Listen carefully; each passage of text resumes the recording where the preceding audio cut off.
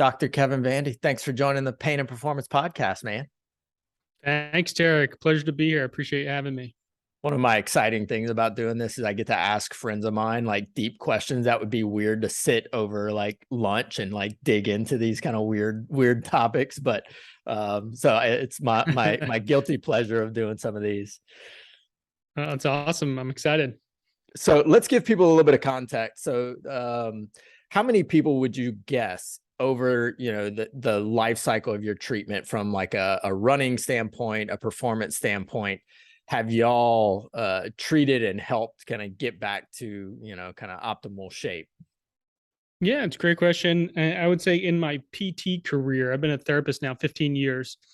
I would say, in the multiple thousands I've treated in terms of getting out of pain, rehab setting. In terms of running in specific at my gait lab in San Jose, we've now seen about 1,200 runners in the course of 7 years, from a pure gait data focused running analysis and running retraining standpoint. And then we see a lot of probably in the hundreds, 200 to 300 ACL recoveries where we test and make sure that athletes can get back to sport with a concrete knowledge of, are they safe to return to play versus are they still nervous that they might re-injure themselves? Yeah, y'all, as soon as we met, we're kind of like kindred spirits in terms of like, how do we kind of level up the treatment? And for those, like, we call this the Pain and Performance podcast, we're going to probably kind of skirt the lines of both, but we'll definitely try and hit some performance stuff for a lot of our listeners that are, starting to kind of have an eye towards that fall running season and get some information on it. Tell us a little bit about like when someone comes in, what are y'all doing? What's the initial life cycle? Because what y'all are doing is much different than what somebody would get anywhere else.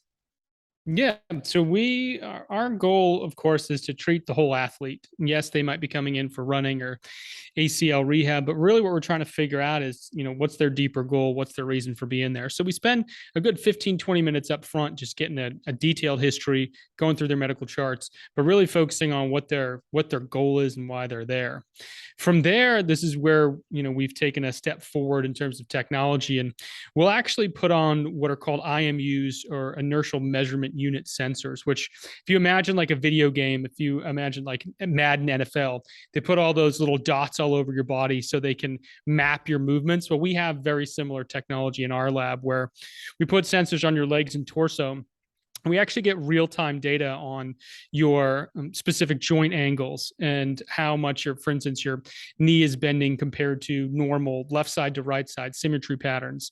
We do that both for runners and ACL clients, and we do it on a specialized treadmill that has a pressure deck within the treadmill. So basically, you're able to see how hard you're hitting, what's your step width, what's your cadence, where's the body mass moving through the foot, and it gives you a visual representation of exactly what that looks like. And then finally, we use high-speed video. So an athlete's able to see all the data that goes into human movement without, as we say, don't leave any stone unturned. We want to look at everything so we don't miss anything. So if you have, for instance, like your knee might roll in or out 5 degrees, that's really hard to see with the human eye. Where if you have sensors that are accurate within a degree of motion, you're not going to miss it. And for people who have tried physical therapy and haven't gotten the concrete diagnosis they need, we can play house like the old show and get like deep down into exactly what the cause is, because the data will reveal it. And for them, that's the super fun part. And because you can use it both for analysis and you can use it for real-time feedback, you have both a test and retest environment where people feel like physical therapy has been gamified. They can actually see their recovery versus only feeling it or the therapist saying, hey, you're doing better. They actually concretely can know they're getting better. Yeah, how much better is that to actually like, have like a little scoreboard as you're going along, and especially with running. I mean, if you're a runner, you track, you're looking at your metrics all the time. So I feel like it just matches that perfectly.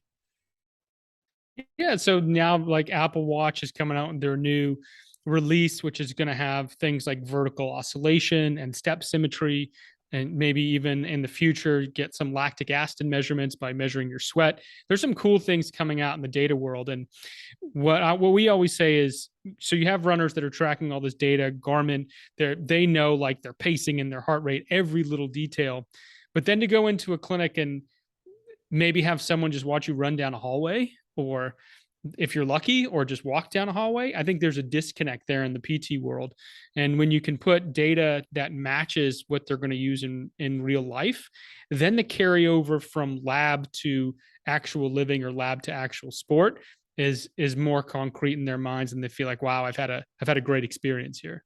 Yeah, let's dig into kind of what you're looking at whenever y'all are doing some of that, because this is so fascinating to be able to watch how the body's moving and where we're starting to get some of these kind of changes that could be causing problems up or downstream in terms of pain, or could be causing some issues in terms of like technique and them, starting to kind of leak out and lose some performance from it.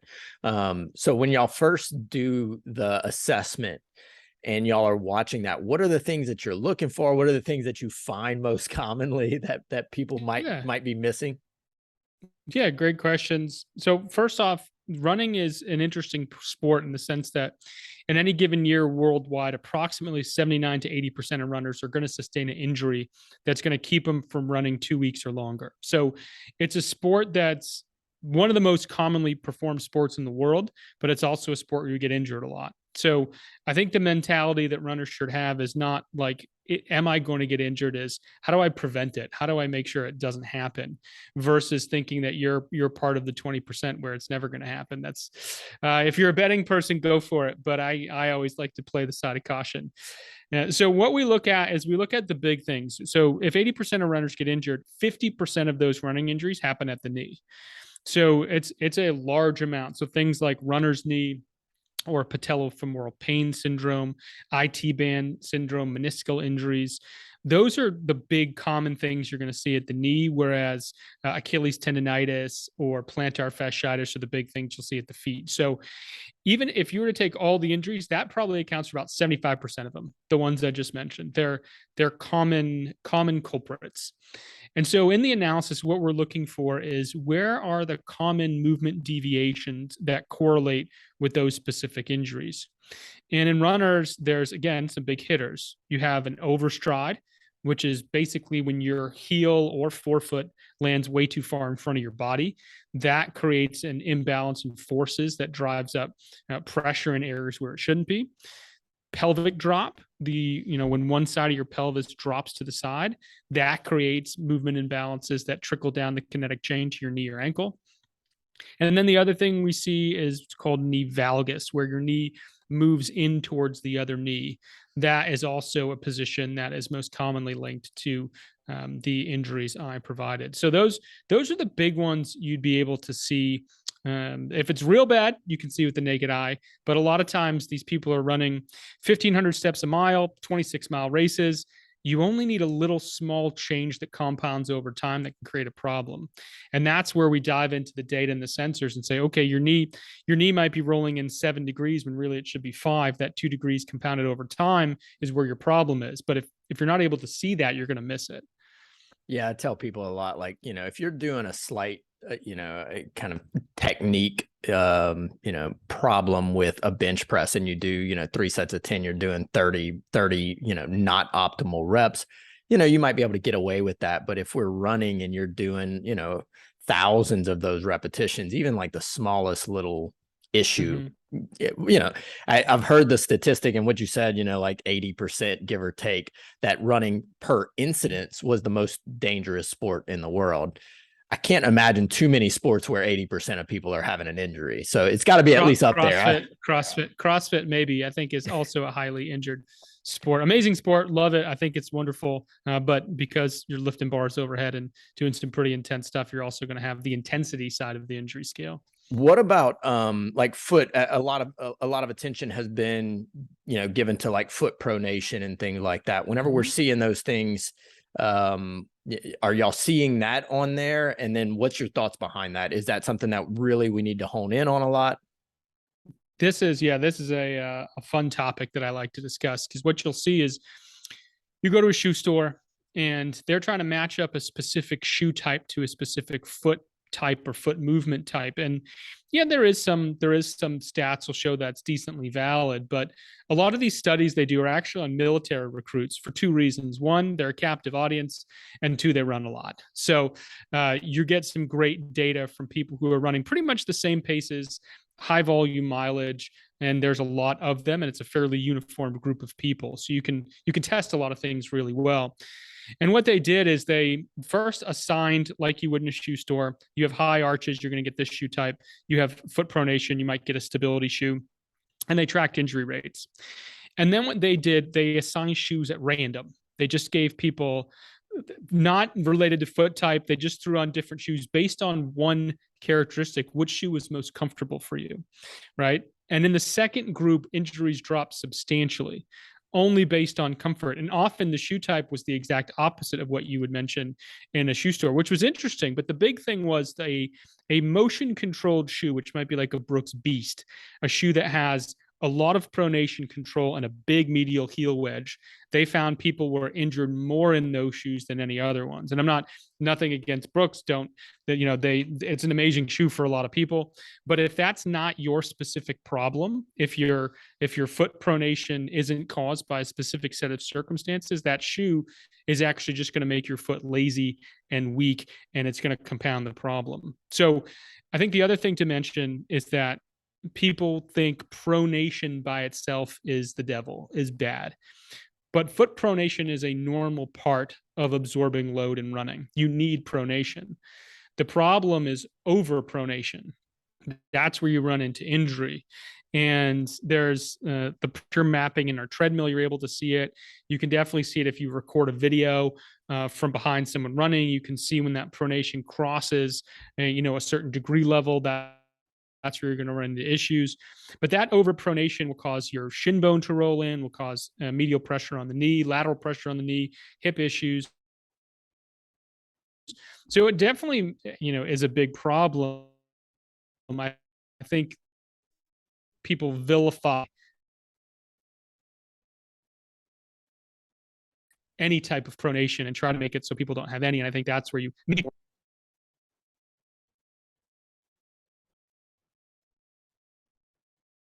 Say that again, Kevin. I'm sorry. You froze for me for just a second. Gotcha. I think I might be. I see your Wi-Fi is red. So where did I cut off? Just the last 5 seconds. Oh, yeah. Basically, what I was saying is that people vilify any type of pronation, where the problem is actually just overpronation is the issue. And for foot control and for mechanics, you need to be taught the proper amount of pronation, with the goal is not to have none. That actually can create more problems than helps. What would you be looking at? Like, what's it, if we're measuring an angle, when does it start to become like, hey, this is actually something that we need to spend some time on? And then my follow-up to that is like, all right, I see a ton of people walking around with it. Is there some things that they can start to do to improve some of that? Yeah, for sure. What I see is probably around some variances between like 7 and 9 or 7 to 10 degrees of pronation is about the limit. Once you start going past that, you go into the realm of overpronation. So some people call it calcaneal eversion. I mean, there's a lot of different ways to describe it, but it's basically when the inside part of your foot collapses towards the ground, for people who don't know what pronation is. So what you can do, you have the foot is such a cool structure. It's actually, when I did cadaver dissections in college, it was actually one of the places I like dissecting the most, because it's a very intricate structure in how it's designed. And I always say around here, because I'm in California, it's very much like the Golden Gate. It's a suspension bridge. So there's a big arch in the middle with nothing in the middle of the foot that should touch the ground. And you have cables, if you will, which are your tendons in your foot and the interossei and your intrinsic muscles of the foot. Those all support the arch. So does your posterior tibialis. Those can all be strengthened, right? When you see people that have shin splints or plantar fasciitis, the foot muscles actually atrophy, become weak, and you can see a lot of your foot bones versus like you think of like a muscular bodybuilder, like, big bulky guy. Well, your foot can actually look strong too if you do the right drills to support it. And although they're not like as glamorous as getting big biceps or having like a ripped back, the working your foot has tremendous implications for a runner or anybody that has foot problems. Man, look at his posterior tibialis. That thing is nice. Yeah, well, if that was only the case, maybe in the running community it can catch on, like, sweet foot strength, man. That's solid. So, and I've heard this before, and I've never actually put any data to it, but like in cultures where they use less support in their shoes, they have a much lower incidence of foot, knee, and hip injuries. Mm-hmm. Yeah, you look at so we treat a lot of dancers at our clinic too, and you look at people who have really strong feet. Dancers have incredibly strong feet. And you look at yes, because of the volume of their sport, they might have some foot and ankle problems, but their ability to control their foot and their arch and their lower leg, if runners could learn that transfer of skill would be, amazing for sustaining foot stability in a, half marathon type distance. So I think there's a lot of value in a lot of the ways dancers train. Pilates is a great way to do it on the reformer. A lot of single leg work, standing on unstable surfaces, but with a concept called a short foot, basically lifting the arch of your foot and holding it up while you do things like a single leg squat or a Bulgarian split squat. Even that small little tweak can significantly improve foot strength. And yeah, when you have strong feet and you have better control and you're not relying on a passive structure like a shoe or an orthotic, then the rest of your body is in better alignment, is better controlled, and you gain back a support structure that previously has just been lazy. Yeah, I never think about doing this with the foot, but there's times where I see somebody who's got some muscle, like instability up in the shoulder, in the chest, in the neck, in the elbow, and their compensation for that is causing them pain. And one of the things we found is if they get their grip strength really, really strong, the stability that the body feels from their grip strength takes some pressure off of those proximal muscles, the muscles up in their shoulder and their elbow, and a lot of their pain gets relieved from that. But I've never thought about doing that from the foot standpoint, where we really strengthen their foot to a degree where maybe the muscles in their hip don't feel like they need to work as hard. And so, now I'm on a more stable surface. So we relax some of the structures that are further up, maybe causing something like sciatica or causing some back pain or whatever it might be.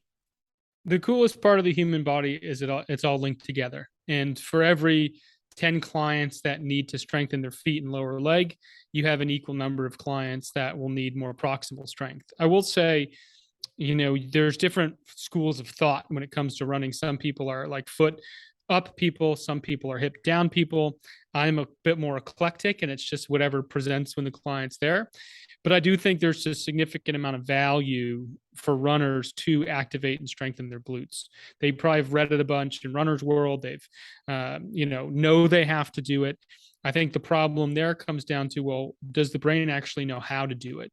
When a lot of people, for instance, try to strengthen their glutes, they end up firing their hamstrings or their back muscles or their TFL, and they don't actually get the gluteus medius or maximus. So they might be doing a bridge, they might be doing a side leg raise, but actually they're not really using that muscle. And this is where I think therapists can use, any rehab, chiro, whoever, can use electromyography, surface EMG, which we use at our clinic. And what it does is super cool. If you put a sensor, let's say on the glute, right on the muscle, and you have a tablet that has basically a moving bar graph that tells you, is this muscle on or is this muscle off, and how much? And when you're able to do that as you're doing a bridge or as you're doing a squat or as you're doing band work, all of a sudden you have this immediate feedback where you are retraining your brain and retraining your nervous system of how a movement is supposed to be performed. And when you set that as the base of your training, to know that, okay, my brain's engaged, my motor cortex is sending the right signals and my muscles are picking it up, then you can add the complexity like weights or faster movement or sport related drills. But I think everybody misses that initial piece where it's just a nervous system issue. They have to coordinate that activation between the brain and the body, and having real time feedback has been a game changer for us. And I think everybody should, if you're in that realm of treatment, have that as a fun tool that makes PT engaging versus just really difficult. Yeah, I mean, how, you're putting your fingers right there. Like, are you contracting it? Like, we're just not able to really give them great information on, actually firing that muscle. Are you firing that muscle more? Are you getting more recruitment the way you can with an EMG? Yeah, it's just like, likely at your clinic when you're using, ways to optimize the body from a recovery standpoint. If the body isn't rested, relaxed, de-stressed, if it's not an optimal environment to take the training, then whatever you're doing might not have the effect that it should have. And so similarly, if the body isn't prepared from a motor control standpoint to take the load you're about to put upon it, then you're going to keep in this injury cycle over and over again. And you might say to yourself, well, gosh, like, why does this keep happening to me? I'm doing all these things. The reality is you might just not have set the foundation correctly from the beginning. So do y'all also use like the EMG? Will you kind of work through the body, the different muscles that are y'all notice that there may be an insufficiency whenever they're doing their initial assessment? Like, if somebody doesn't have stability whenever they land, okay, what muscles would give me stability? Let's do an EMG on that and see if they can actually activate that muscle. Definitely. EMG can be used as an analysis tool or a feedback tool. And there are, like, for walking gait and running gait, there are known patterns of muscle activation that you can assess to make sure that things are firing at the right time for the right amount of time and the right intensity. You can also use it like let's say you treat a lot of neck patients. You can put EMG on the lower trap or the upper trap. You can put it, on the masseter if you have TMJ issues to try to deregulate or down train that muscle. So biofeedback can be used for a lot of things. And I know it's really popular in women's health and in a lot of other circles. We just use it with athletes to give them immediate knowledge of performance. And I think it's just a wonderful tool for people to really feel engaged with what they're doing at the time. But yeah, you can definitely use it for those things from an analysis standpoint.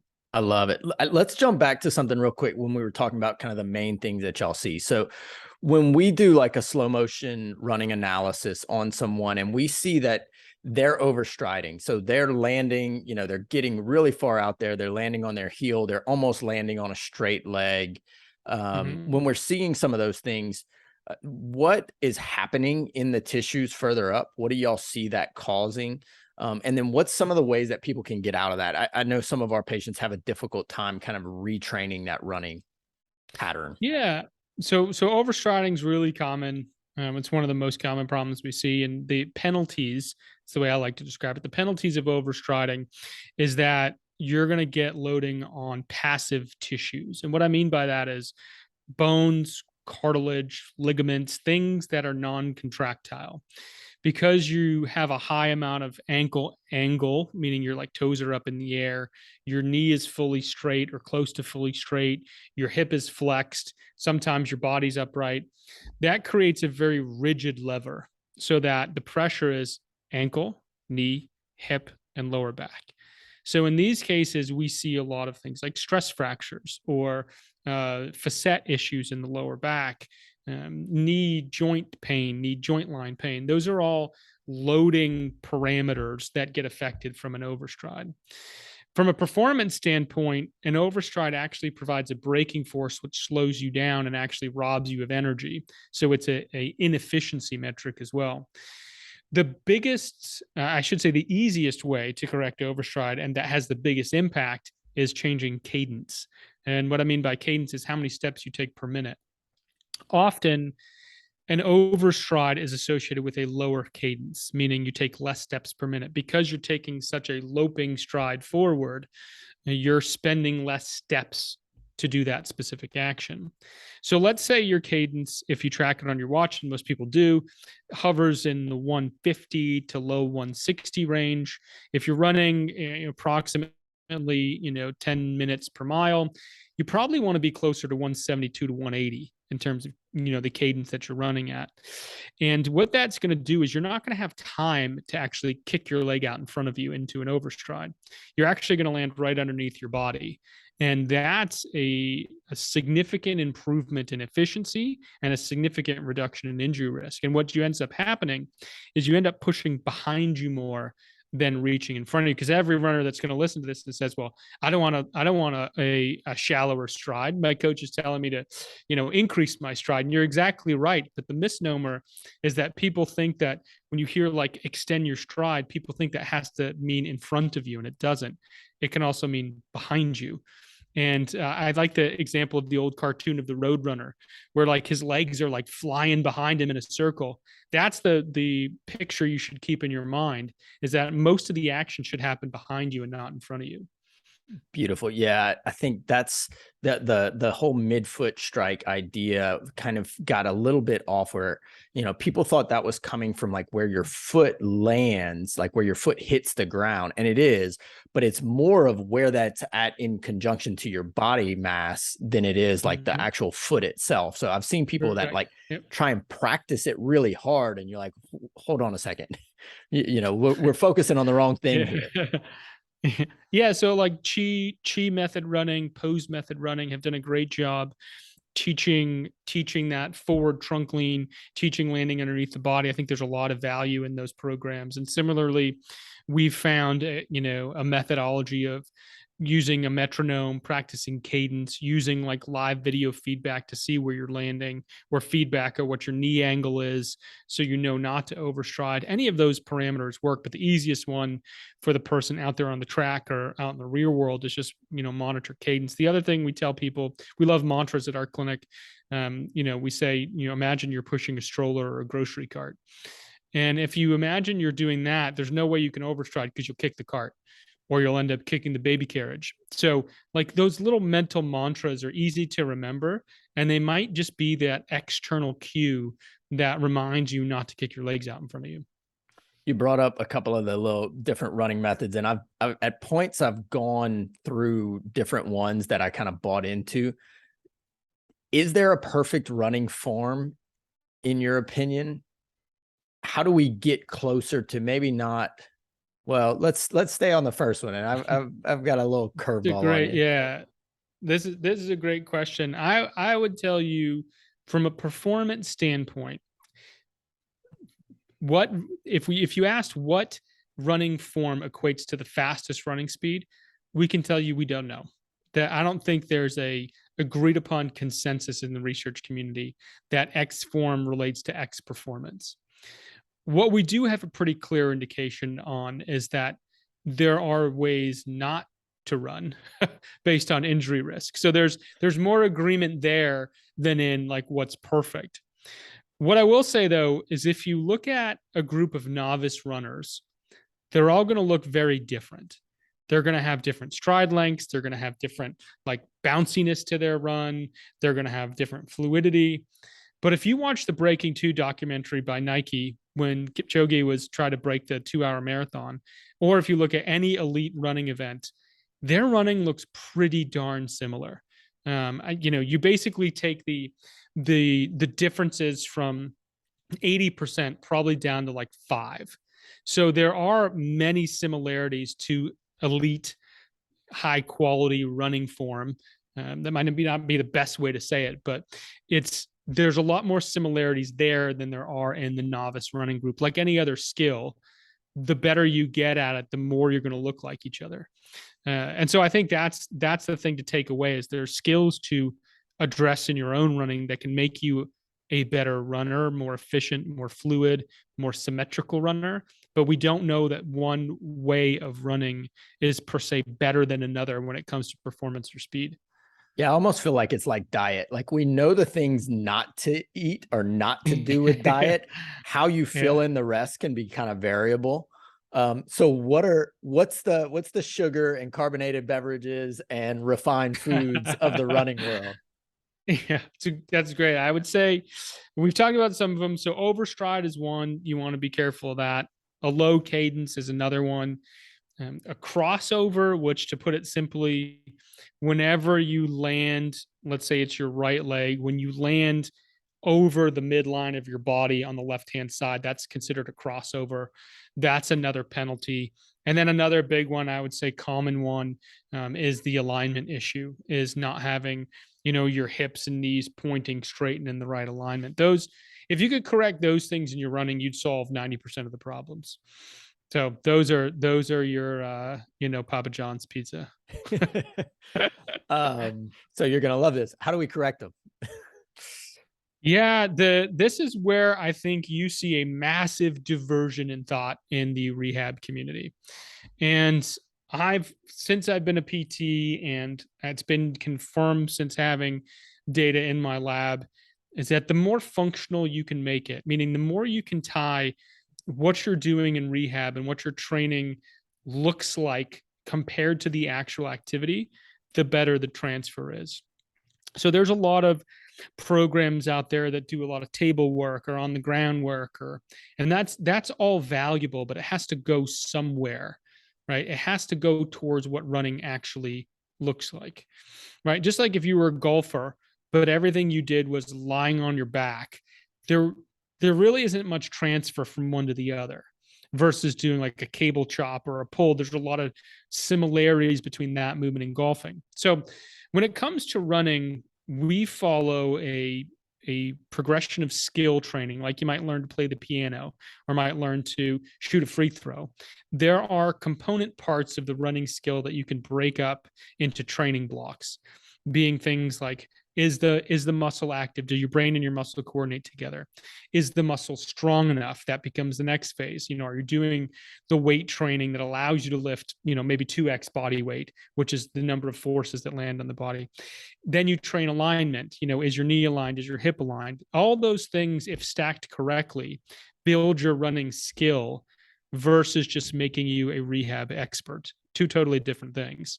And our goal, and I know you have the same thing in your clinic, is we want you to be the expert in moving your body, not, having to be reliant on, coming to us all the time for everything, but we're rather a guide, not the hero of the story. And running training is the same way. So anytime you have feedback, anytime you can progress the skill, and anytime you can make it look like running, I think you're going to be in a much better place than a sort of like esoteric out there rehab strategy. Yeah. So you're deconstructing running and kind of breaking it down to its component parts to make the skill of running practicable or something you can improve, right? Yeah. Like if I told you, Derrick, I want you to go learn to play the violin, you're probably not going to just pick up a song and try to play it, right? That skill is too hard. Just like if a runner came in and like, see, you're doing this, I want you not to do that. Like, that's not helpful. But that's a lot of times what coaching is. If you're on a track with a team, or there needs to be a gap that's filled from where you are now to where you need to get to. And the more you can stack skills in a way that's comprehensible to the user, you're gonna make it a lot easier. Like a software tutorial. They're like, hey, did you know you can click this and this makes your email look this way? And then you can add a footer. And then like, we kind of do that. It's like, okay, we know you need to get here, but if you add this first, that creates the bottom of the pyramid. Then you're going to add this piece. And people feel a quick win, feel like they're making progress along the journey that might take 8 to 10 weeks to improve. But you got to have something along the way where people feel like they're making progress. And that's where the skill building comes in versus just rehab for rehab's sake. What's your thought on kind of the minimalist movement that has kind of come and gone over the years? It seems like we're a little bit more popular now than it was a few years ago, the minimalist footwear movement. What do you see with that whenever you have people who are practicing it? Do you think that's a good thing? As opposed to, we talked a little bit about shoes, but as opposed to the corrective shoes. Yeah, we see that a lot. We have a lot of runners that come in that want to transition to that type of shoe choice. So back years ago, there was a book that came out called Born to Run that talked about these Tarahumara Indians, and they wore these very minimalist shoes that are basically like rubber tire shoes. Like, I don't even think they were that. I think they were, I forget what they were made of, but they were made of a very thin material, right? And it wasn't as supportive as our shoes by any means, but they ran like miles upon miles upon miles and were, injured at a very low rate. And so there's a host of research that came out after that saying that for people with knee pain or people with pain further up the chain, if you switch to a 4-foot minimalist running style, you significantly reduce knee injuries, significantly reduce knee pain. And that is 100% true. The thing that I think is important to consider is that running is just a big physics problem. So you have a body in motion that has a certain weight to it that is floating in the air and is coming down back to the earth. And those forces have to be controlled. You can put them wherever you want. You just can't get rid of them. So if you're landing on your heel or midfoot and you're having knee pain and you say, well, I'm going to transfer to a minimalist 4-foot style and my knee pain is going to go away. That is true. But you better make sure that your calf and your foot are ready to take those forces or you're going to run into problems. Because what you saw after that movement, there was a lot more metatarsal stress fractures. There's a lot more Achilles injuries. There's a lot more plantar fasciitis, a lot more stress fractures in the shin. And all of a sudden people said, well, throw the baby out with the bathwater. This is bad too. And then you've seen this pendulum swing back and forth over the years as which one you should do. My suggestion is I don't think there's a pro or a con either way. I'm agnostic when it comes to where you want to land on your foot. I would say choose the one that is most comfortable to you. But if you want to transition from one to the other, you probably have to give yourself about 6 to 9 months to transition to get your body strong enough to be able to take on those forces. And that's where you see people usually don't spend the time, or they just take off their shoes and go run barefoot along the track and think that that's going to solve the problem. And I get it. I want to make things as fast as possible too. But you have to understand that you're dealing with physics and you're dealing with a body that has to be prepared for that change. Yeah, that's probably been one of the biggest shifts I've made in the last maybe 5 or 6 years of like initially, doing an assessment and getting someone in like corrective inserts or corrective footwear. And sometimes you were like, this is what I think. Let's get the most comfortable, go and get 3 shoes or 3 inserts and we'll try them and which one's the most comfortable. So we were kind of doing a little bit of both whenever it came to that study. And then you start digging into, some of like the information, the research that's come out, some of Irene Davis's information. And you're like, maybe we're overthinking that a little bit and we should let people, one, do what feels really good. If you've had recurring injuries, maybe it's time to change something. Maybe we should try something different. If we are going to try something different, let's make a 6-month plan to slowly build up with that. Yeah, exactly. Just, an example, like if you've been on a cholesterol medication or blood pressure medication, you're not just going to come off it willy-nilly because your body also is not ready for that type of massive shift in body chemistry. Now, the interesting thing is, if you look at the history, right, shoes really came about. I don't even know the time, but not that long ago, we started mass producing rubber-soled shoes. Before that point, they were like little flimsy things, almost like a ballet slipper, for lack of better example. It was very flimsy. It wasn't the big Hoka or like the big maximalist type shoe. And back then, the theory was, as it should be, that most people probably ran on their forefoot because they didn't have the support under the heel. So chicken or the egg, once some other companies started designing running shoes that had a bigger heel pad, people started running on their heel.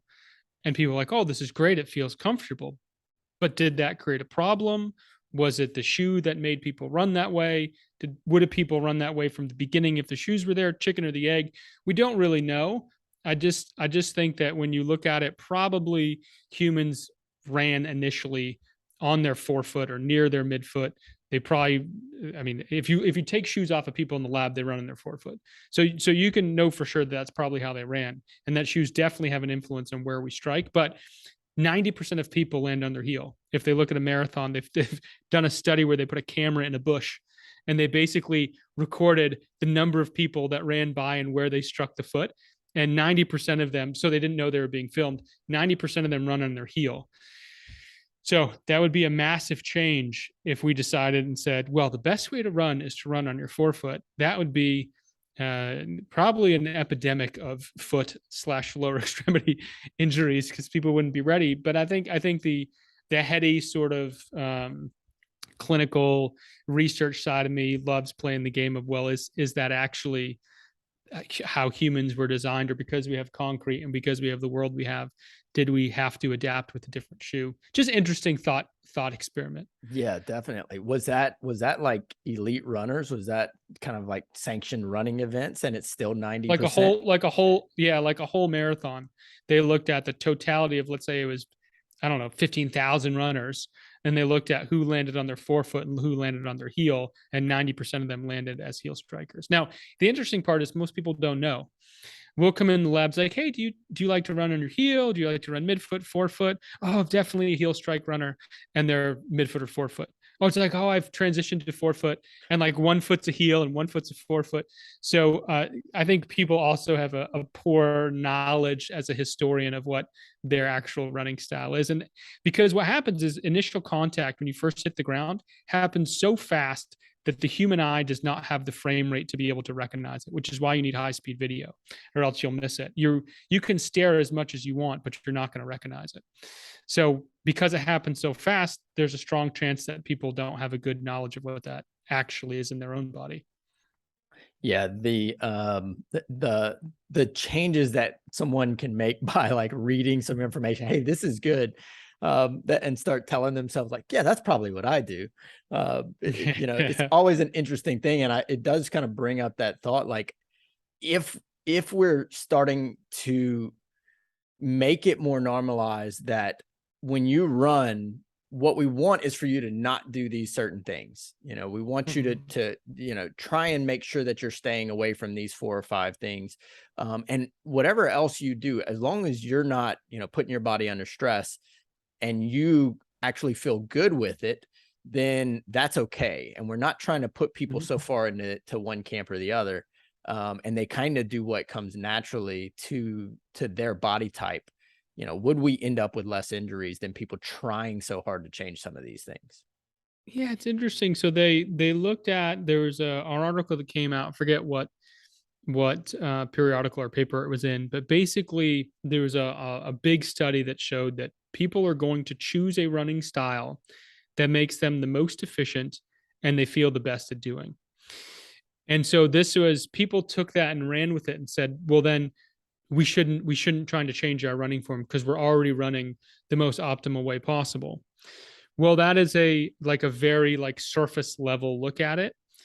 The deeper question is, I am running currently the way that feels the best based on my current capabilities. But is there a depth of performance, a depth of power within me that if I changed it, I could run better? And what we've seen at our lab is that is 100% the case, that people often are not at their potential or where they could be. And through a progressive series of skill building and training, not only can they run faster and longer and in less pain, but they can do it in a way where they still feel that the form feels good and feels natural versus something non-natural and like novel. And so I think that's the thing to remember, is that you do have a wealth of power within you that you can unlock with the right formula. I love it. Yeah. I mean, and also you look at it as I was coming out of my mouth, I'm like, if most people are saying they're doing that and 80% of people are getting injured while they run, maybe that's not the answer. Whatever is currently being done is not the answer. Let's talk about speed for a second. You mentioned that. Yeah. I've got quite a few patients that are consistently working on speed. Like, how do I get faster? How do I get my times down and not get injured? How do I get faster? What's the little metrics that we can move to move the needle on speed? So speed has multiple components. The first, low-hanging fruit for most people in speed, it relates back to strength.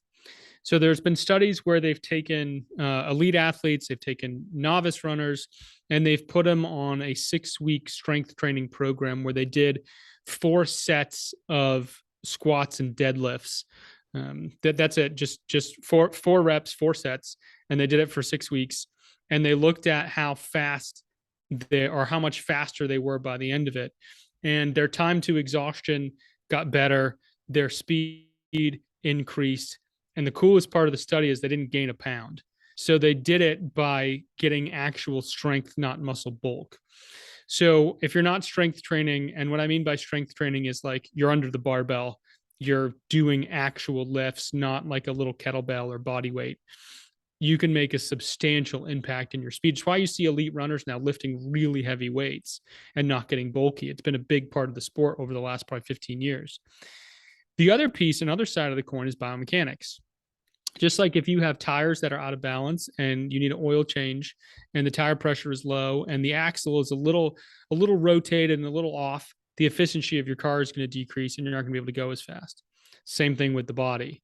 When your knee rolls in and your pelvis drops and you overstride, you can work as hard as you want, but the system in which you're running is not going to allow you to gain speed without a specific structure breaking down. So there's those two pieces. The other thing that definitely influences speed is track workouts, like just doing speed work. So a lot of people do the long, slow distance and they might do a tempo run, but speed work on the track, I like the phrase of brief and brutal. It should be fast. It should be uncomfortable. It should be at your limit. It should make you want to throw up. Like that's where you're going to gain your speed, is working at the top of your threshold, over threshold training, doing 100s, doing 200s, doing some, 400 repeats, but doing them of the knowledge, not like, playing it short, not saying, that was good enough. I think if you really want to increase your speed, you got to be looking at, bettering your best on a regular basis. Yeah, I wasn't aware of the research on just strengthening. I mean, it makes a ton of sense. If your muscle can create more power for the same movement, that you're going to be able to move yourself further with that same movement and will move faster. But how many runners are, missing that component because I'm a runner. I like running.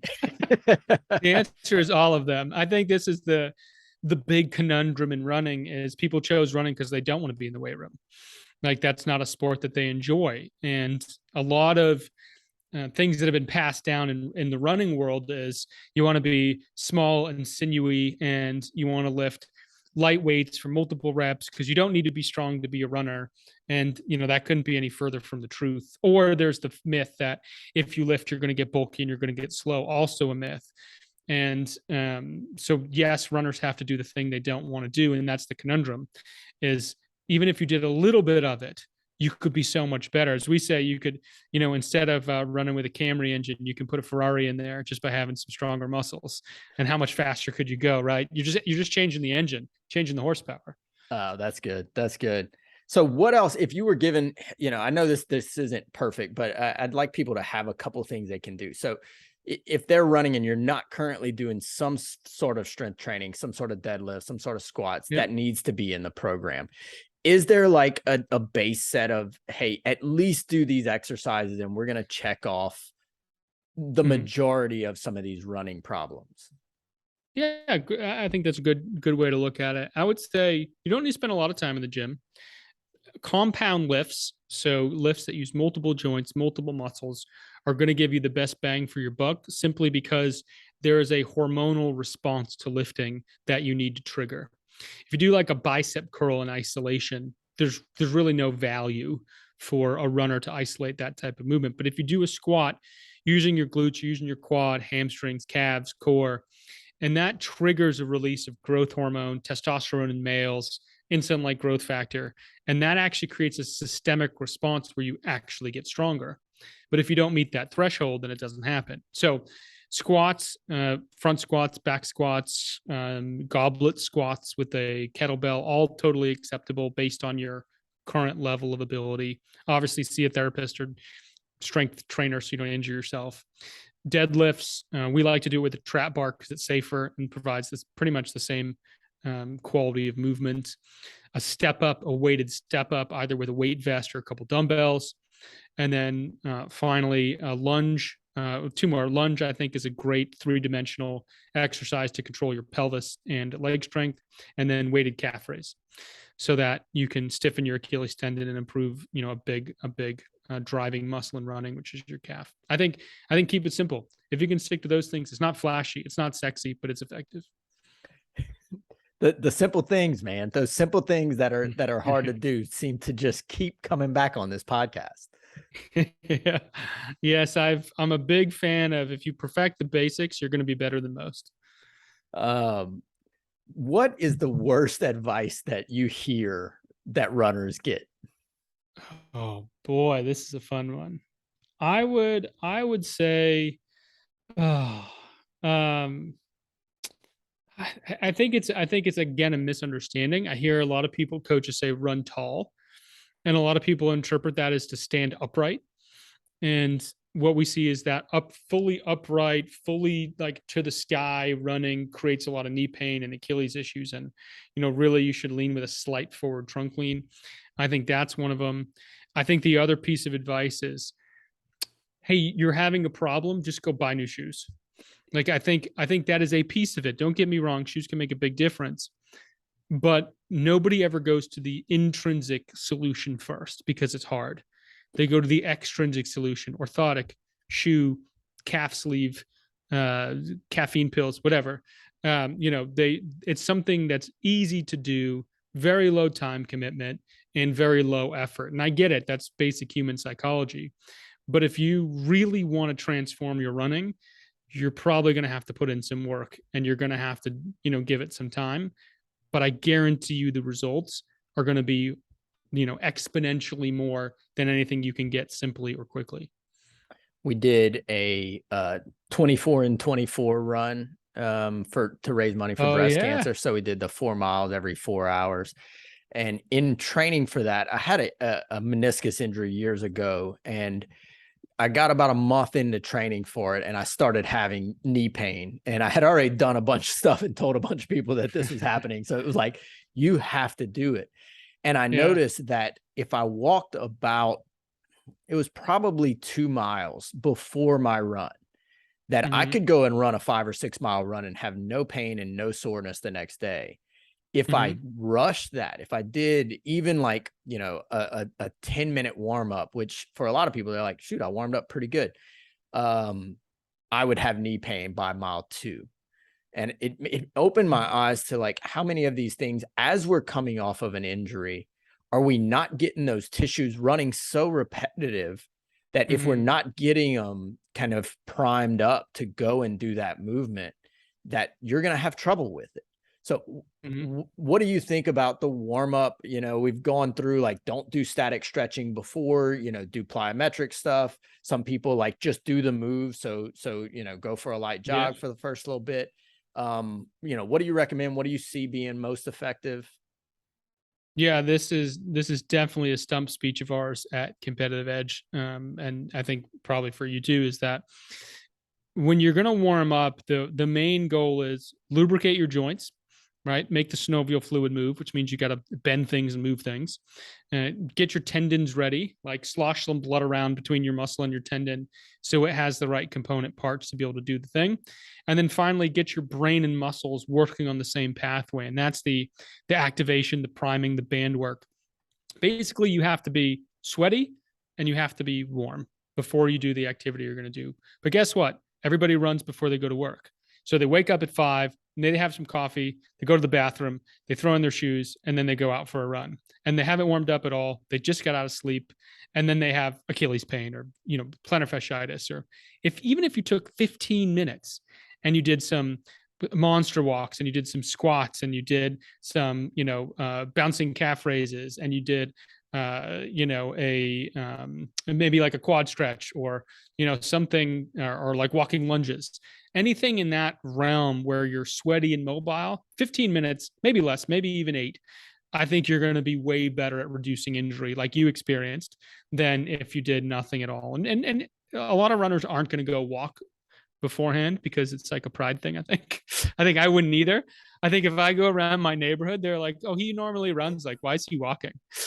So I don't think you're going to win that battle there, Derrick. But I think if you have it be like a lighter jog or some skipping or something like that, you might win that one. I like the metric though. Were you sweaty and hot before you started running? If the That's answer is no, it. well, Very simple. we are in South Louisiana. So they're like, yeah, I sat outside for 5 minutes and I was sweaty and hot, took off running. Yeah, let me clarify. Are you internally hot and sweaty? Like, does your body feel warm, not just the ambient air? We could go for hours on this. This is one of my favorite topics because I'm a bit of like the in between. I know enough about it to and treat a lot of patients with it, and I've gone on and off myself. I'm like in that kind of in between novice state, and so it really excites me because I'm always pulling in new information. Tell me a little bit about the running blueprint and what that looks like, and what's in there. What are people looking at whenever they're doing it? Yeah. Yeah, so we have definitely since COVID and past that, we've had a lot of runners from around the country, even internationally, reach out to us as the running center and ask, like, "Hey, how do I do this? Like the book I wrote, the Running Blueprint. Hey, this sounds really cool. I need some help." And so what we did is we created a program that, just like we do in the lab, it's a structured, progressive program to teach the skill of running. And we've put in there videos of every exercises. We've put in a calendar of what to do on each specific day. So there's some accountability, and you don't have to go scour the internet or read Runner's World to know, hey, what are the best exercises? We've done the research in the lab. We've combed through the articles. Those are all in there for you. So you're getting the highest value exercises for what you're doing. And in addition, the program, yes, it comes with the calendar and the exercise and the drills. It comes with a bunch of education on running mechanics. It comes with the best stretching and pliability drills for runners. And twice a month, I get on a live call and you can ask me absolutely anything you want about running, like Derrick's done today, where you can talk about your injury, you can talk about gaining speed, talk about nutrition. It doesn't matter. I'm happy to answer anything. So you feel you have a therapist in your pocket to be able to help you with running. And we co-treat with other clinics. Derrick, if you had a runner that you had at your clinic, we often, share information back and forth. But yeah, it's been really cool being able to help a lot of people, and definitely, reach out if you're interested. And if you just want to hop on a call and ask more about it, be glad to share. And our goal is just to take that 80% of injuries and maybe bring it down to 60. Can we make an impact in the world? Changing the world down to 60. Yeah, we'll throw links to the Running Blueprint. Where can people find that though? Yeah, so online, if you type in the Running Blueprint on Google, it's on Competitive Edge Institute. I'll give Derrick the link to go through it. You can also DM me on Instagram, Kevin Vandi PT, or you can check out our website, compedgept.com, and there's a link to both the book and the course on the website. And I know there's like practitioners. I think whenever we've polled our audience, we're at like 40% are doctors or chiros or PTs. And I think it's just because we have these experts on and they like these conversations. When they're hearing this stuff, I know some of them will be like, well, shoot, I kind of want some of those secrets for my patients. I'm going to jump on and take it as it. But you're already thinking about that. You're already like, okay, we're putting this together. If practitioners are thinking about that, are you talking about some of this stuff? What's the next step if you're interested in some of those things? Yeah. Chiro, PT, strength coach, like whatever your background, we've, stumbled upon a cool formula and a cool way to do, bring tech into the PT world and really make a difference in clients' lives. And I've had people reaching out asking, hey, can you teach us how to do this? Can you teach us how to add tech to our lab? And can you teach us about running biomechanics? We want to create a bigger running community where we're at. So I have a couple things coming out in terms of some interest. I'm putting some courses together specific to professionals. My best thing for you is just reach out to me, send me a DM, send me an email, and I'd be glad to talk to you about what we're offering. But I would love to help professions of all sorts be able to help runners. It's a passion of mine. It's a passion of Derrick's. I know yours. And anything we can do to help people treat runners and give them a better experience. Beautiful, beautiful. The last question we ask all our guests: if you could tell people to do one thing to get healthier today, what would that be? Ooh, I would say just consistently move daily. Doesn't matter what it is. Doesn't matter if it's gardening, bowling, folding laundry, just move. And even better, if you can move with somebody else, it's going to make you smile and you're going to have a great time. That's a pretty good one, man. I tell patients a lot. I'm like, we bring a lot of technology and a lot of the flashy stuff, and there's a lot of talk about stem cells and peptides and cryotherapy and all these new things coming out, all these wearables. And I'm like, if you are not moving and exercising, you're stepping over the Grand Canyon of inputs that you have to change your health and change your life. Don't skip over that. Mhm. Yeah. Yeah. Keep it, as you've heard in the podcast, keep it simple. Move and move consistently, and you're going to win most of the time. Kevin Vandi, thank you so much, man. We'll if y'all have questions, Kevin Vandi at Instagram, the Running Blueprint. We'll throw links to everything in the show notes. Hit him up, tell him your takeaways from this, tell him what you're changing about your running. If you have questions, if you have any input, I have no doubt that we can jump back on and answer a few questions for y'all in a few months. But Kevin, I really appreciate it, man. Thank you. I appreciate you having me. It was fun. All right, man. That was fun. That was cool. Yeah, That's fun. Just nerding out about stuff. This one could go. We actually do need to, like, maybe in a year, just like pencil in around 2, because like, yeah, I want to.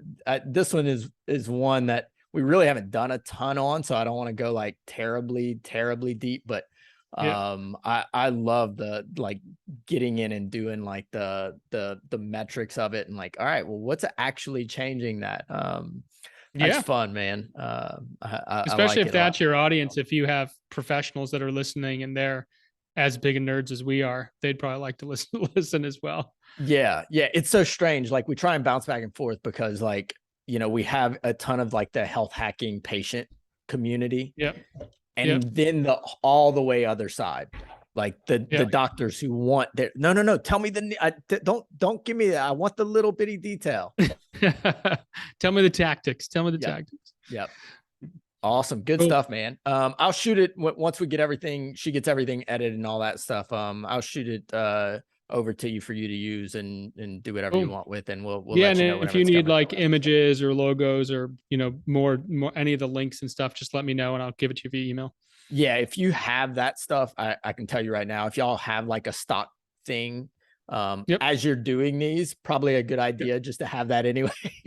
Yes. I made a shareable Google Drive folder that's got like my headshots, my like stock info, my bio. So when someone asks, it's like, here's the link to it. It's everything you need. Yeah, I'll definitely throw it together. That's a great tip.